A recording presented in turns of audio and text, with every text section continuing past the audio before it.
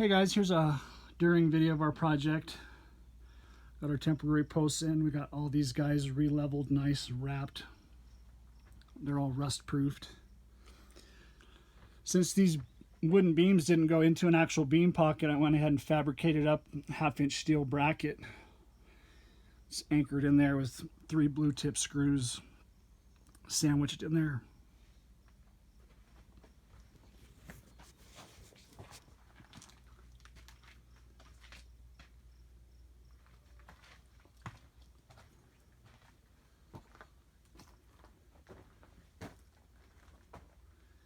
See that bracket a little bit better on this one, maybe.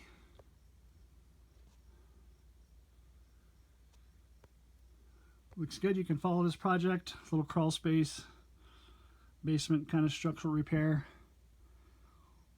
Follow along at www.alpinecompanies.com. Click on my YouTube link, and you can watch close to 2,000 videos of all my projects. Probably have a couple after videos when we're finished here. So follow along. If you need structural repair, check us out. Jade Alpine. We'll see you guys on the next one.